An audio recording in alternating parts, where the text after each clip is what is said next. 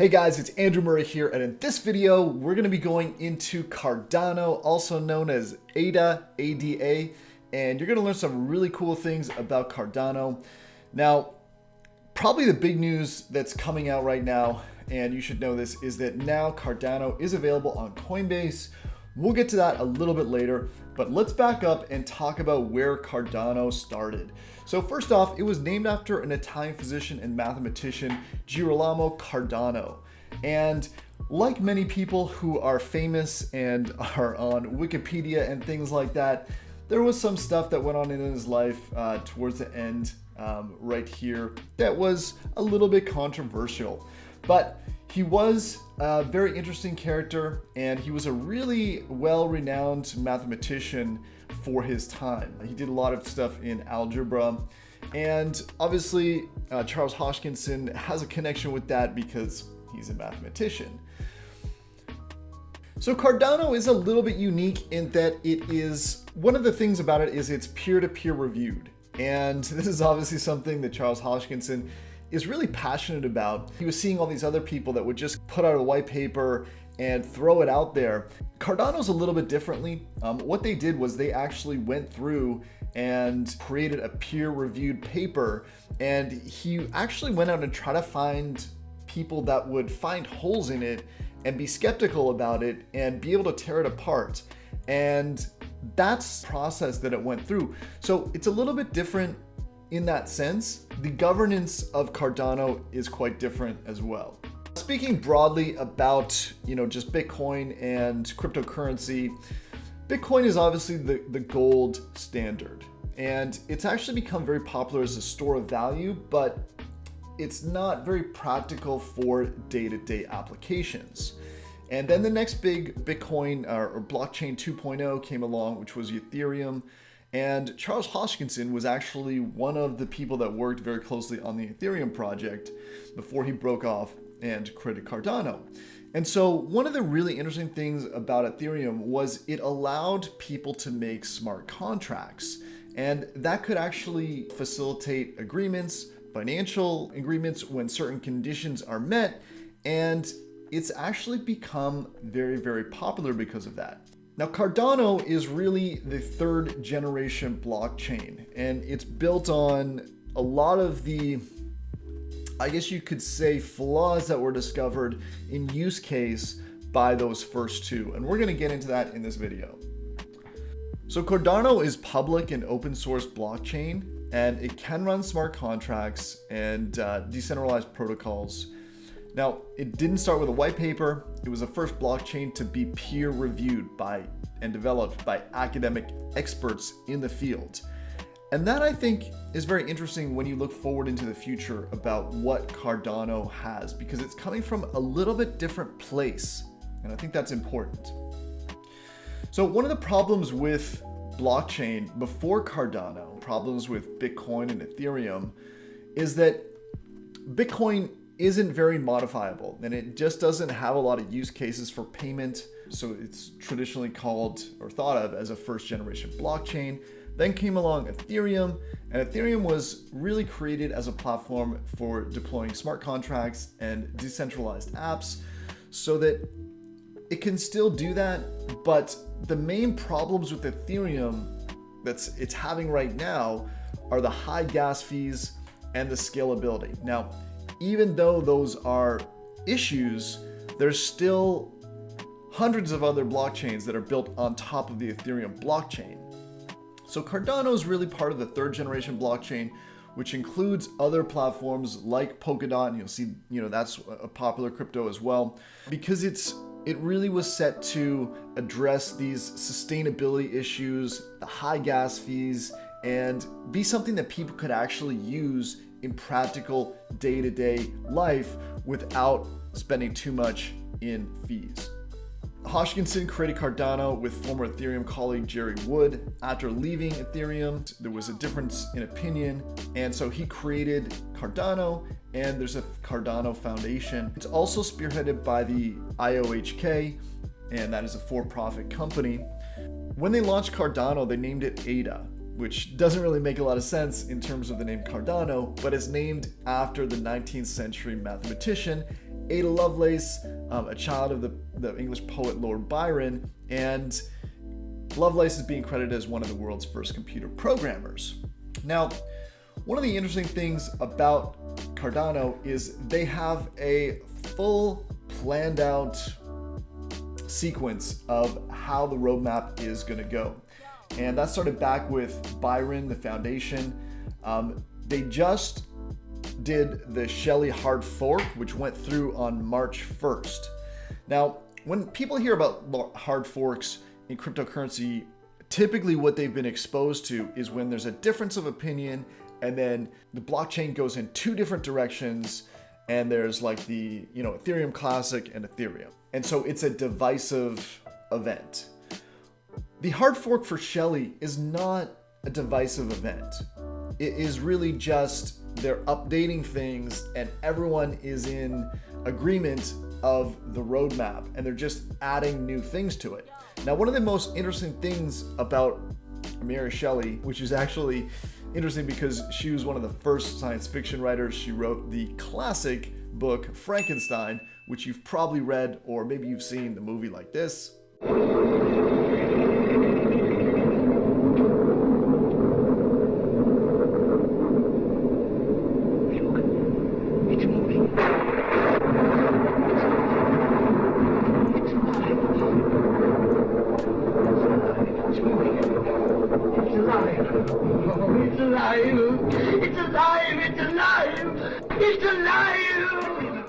But the interesting thing is with the Mary hard fork, what it allows people to do is to build other tokens on top of the Cardano blockchain. So this is where it's coming in and doing the same thing that Ethereum does, but better. So let's hear from Elliot Hill at the Cardano Foundation about how exactly the smart contracts are different at Cardano than they are on the Ethereum blockchain. So with Ethereum tokens, for example, to write the actual token logic, you need a smart contract. So ERC20 tokens, they require smart contracts to program token functions. So you have things like vesting and policies around how they can be used and their distribution. Whereas on Cardano, we call them native tokens because they actually use the underlying logic of the Cardano blockchain.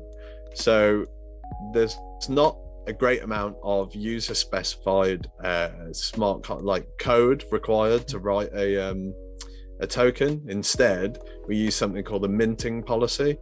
So the minting policy is a few user defined features of the token, so like burn rate, distribution, whether any of the tokens are vested or not. So the main thing to take away and why we call them native is that they use the underlying Cardano blockchain as their token logic, and this makes them a lot more robust and secure because there's very little custom code to exploit. So we've seen on some other chains, and it's not just limited to one chain, it's happened across a few blockchains, that some very clever people find smart contract exploits in tokens, and a lot of on-chain value has been lost through these exploits. And hopefully on Cardano, because we limit that custom code that's deployed in the first place, we limit the amount of human error that can go alongside a token. And that's why they're called native, and it's also why they're called custom tokens, and they're user defined. So they're minted on the Cardano blockchain using the underlying token logic, the same as ADA. And as I said, this has already happened very, very quickly. And in such a short time, we've already seen a lot of people and a lot of developers create on top of the Cardano blockchain. To say that it was 12 days ago that this became a feature, that we already have over 600 tokens on the mainnet, it's almost faster than stake pools proliferated following Shelley. So as I mentioned earlier, Cardano's philosophy is different from the start. They didn't publish a white paper. They didn't, try to go the Silicon Valley route. What they've started is going slow and low, but making sure everything is very safe and secure. So they're the kind of opposite of Facebook's, break things fast and, see what happens. One of the advantages of Cardano is they are proof of stake. And obviously right now Ethereum and Bitcoin are proof of work. And that's why they're slow, and that's why they are so expensive, is because of that proof of work. Now, Ethereum is looking at moving to a consensus mechanism called the proof of stake, and we'll see how that goes. But with all the projects already on top of Ethereum, it could be a little bit challenging to get that done. Basically, with proof of stake, there's some improvements over the proof of work system. There's much better energy efficiency, so you're not using tons of energy. There's low barriers to entry, reduced hardware requirements, and there's a stronger immunity to centralization. It should lead to more nodes in the network. All right, so here's one of the reasons Cardano is gaining momentum against Ethereum. Okay, now there are several reasons for it. Investors are bullish, hit an all-time high. One of the main reasons we talked about is the Merry hard fork. So that took place, it was seamless, nothing went awry, and it basically, with this upgrade, native tokens and multi-asset capability are coming to Cardano. So this allows them to carry out transactions directly on the Cardano blockchain. And in addition to that, there are apparently 100 companies, over 100, that are planning to switch from Ethereum to Cardano. And Cardano has actually built a transfer program so that if your project is already built on Ethereum, you'll be able to port it to Cardano seamlessly. And that could be a huge coup in terms of Cardano and where it's going. Already, Cardano is the third largest cryptocurrency. That is very promising looking forward. Here's what Hoskinson said. We did it right, but it meant that we were one of the last ones to get to the market, right? So they sacrificed first to market in order to make sure everything was done right and in the most beneficial way long term. Everything was just thought out and methodical. And that's the difference with Cardano. And he basically said you can take your DeFi and run it on my system for 1/100th to 1/1000th of the cost. That's the problem with a lot of this going on in DeFi and non-fungible tokens right now, is they've been clogged and they've created high transaction fees. That's a problem with Ethereum. And a lot of the coins that run on Ethereum, they're almost held hostage by these high gas fees, because unless something is changed or sorted out, then that's a constraint, that's a bottleneck that unless there's a clear solution, it could be a permanent problem for a lot of these coins if they remain on Ethereum. So let's look at the coin market cap. Here is today's cryptocurrency prices by market cap, and you can see the volume. Let's go volume. So volume in the last 24 hours, we definitely see some people moving into Tether. That could be a sign that people want to take some profits, just get some money off the table. But we see that there's a lot of volume in Cardano. The market cap is really strong. Here is what's been going on in Cardano. You see that there was a spike here and then way down here, and then it has been going up and up and up, particularly since the beginning of this year, really. And we'll look at the last 3 months. You can see that it has gone up very significantly. We are seeing this with volume spikes. Let's compare this to Bitcoin. So you can see that it has created a separation here. So there is some excitement about that. And there is, I feel good about Cardano. A lot of people feel good about it, but there could be some of that news already on the market. As I said, Coinbase has now listed Cardano. Coinbase isn't one of the ones that I use to buy a lot. Let's convert and let's find Ada.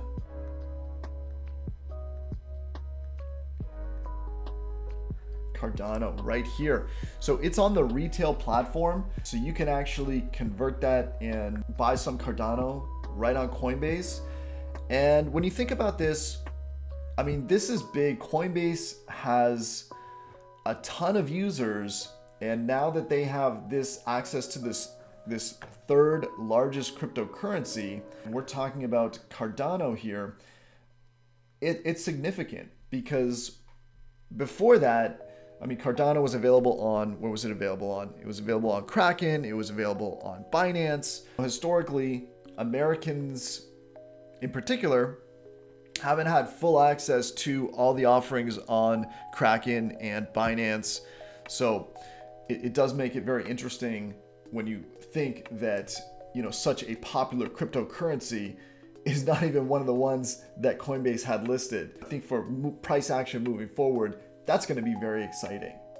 So when it comes to Cardano, they have the Ouroboros Proof-of-Stake, and that's their consensus protocol. It's proof of stake with a twist. It allows the number of stakes to create transaction blocks, and it works in a little bit of a different way. So what they did was they divided it into physical time periods, into epochs, which are made of slots. And basically these are just periods, and it allows them to be able to make transactions quicker and still be very secure. Obviously, one of the main hallmarks of Cardano, and when you think about this, compared to the other blockchains, is they've been slow to market because they wanted to make sure they are secure and there's not a lot of risk and not a lot of places for people to get in and exploit any exploits. So because of that, I think that Cardano will be a very secure blockchain and, you know, be able to avoid some of these other problems that certain blockchains and certain smart contracts have led to exploits with. So the interesting thing is they now have a Goguen phase, and Goguen is smart contracts. So that's what they're working on now. There's already a few elements of that have come into Cardano, but again, this is what they're looking at. They're looking at developing smart contracts. So you can already have something similar to smart contracts, but they have very limits so that people without programming can use them. They're also looking at being able to program so that non-programmers, people that are maybe working in the financial field, would be able to program something with Blocky, which is developed by Google. And basically it's a visual programming language so that people can just drag stuff around. And this is the vision for creating smart contracts. They're going to make it so you don't need to be a programmer to do it. You would be able to do this yourself and, you know, keep it very simple while at the same time very secure. That's pretty exciting. So that's what Goguen is about. Because security is so important, and because I think that Cardano has the opportunity to really be adopted by Fortune 500 companies in a way that other cryptocurrencies haven't had, I want to have Elliot explain here a little bit about the next stage, Goguen, and what that means for the security protocols of smart contracts on Cardano. Goguen is a process, and just like the Shelley rollout was gradual, we've got Goguen components coming online, and, you know, rolling out on the mainnet every month. So even before the Merry Hard Fork, we had the release of token lock-in features and capabilities. Now we've got native tokens. Next is going to be, as you say, smart contracts mainly through Plutus and the Plutus playground. But we've also got the KVM, which is an Ethereum virtual machine formalized in the K framework. And we've also got the Marlowe DSL and the Marlowe playground. For me, I think Marlowe is a really exciting feature because it's built for smart contracts, but specifically for ones that are financially based. And one of the most exciting features about Marlowe is that it will be usable by subject matter experts rather than pure developers. So for instance, someone who's an expert in the field in finance could go into the Marlowe playground and use Blockly, which is a visual programming, a little programming language, a little like MIT Scratch software, so where you can build simple games, and you can drag and drop sections of code to build out a smart contract. So basically this empowers users who aren't developers and they aren't technically minded to still launch a descriptive smart contract on the Cardano blockchain. And the utility and the usability that we think like this will empower, you know, it has real potential to break into industries who have maybe not got involved in blockchain because it's a little too technical. Well, now they'll be able to deploy a smart contract on a blockchain without having to learn loads of code in between. Next up on the roadmap, they're going to go into Basho, which is scaling, and then Voltaire, which is governance. So they've got a clear roadmap. I like that about Cardano, and I think it's pretty cool. Now, if you go right into the Coinbase on your app, and this is different from the website, right here you can see at the top they say Cardano ADA is now trading on Coinbase. I mean, that is certainly going to cause a pop with some people. You can also buy it on Coinsmart. So Coinsmart here, they have Cardano listed. It's one of the few ones that they have listed, and it is pretty interesting that you can buy it directly from there. And what's nice about this is you can buy it right with your credit card, or you can do an e-transfer in and get your account moving that way. So I'll put a link to that in the description. So last thing I'm going to say about Cardano is he wants to win over the Fortune 500 companies. And he's looking at going into developing economies like Africa and the Middle East that really need a faster and cheaper payment system for local transactions. That's obviously not going to be Ethereum in its current form because of the high gas fees. And they want to aggressively get them in there and be able to help those people. So they actually have this vision as well that I think is important, because a lot of, let's say, cryptocurrency coin projects are based on money, right? And that's all that people are thinking about. This guy's thinking about, well, he's thinking about money, but he's thinking about vision as well. And I think could be a powerful influence to how Cardano goes. And lastly, obviously high fees have been a problem. Cardano is aimed to fix this, and they could really challenge for Ethereum. And that's kind of the big question here is right now Cardano does not have any important projects on its blockchain. However, that could be changing. As we saw earlier, there was that clip where there were 600 projects that were already created on Cardano, and most of those are kind of test projects and things like that. But it is interesting that it's starting to get developed. And again, in the world of technology, it's not necessarily the best technology that wins, but the one with the better business strategy. So will Cardano win? They have given up the first mover advantage to do everything peer-reviewed, methodical, make sure there's no problems, really think everything through like a chess master.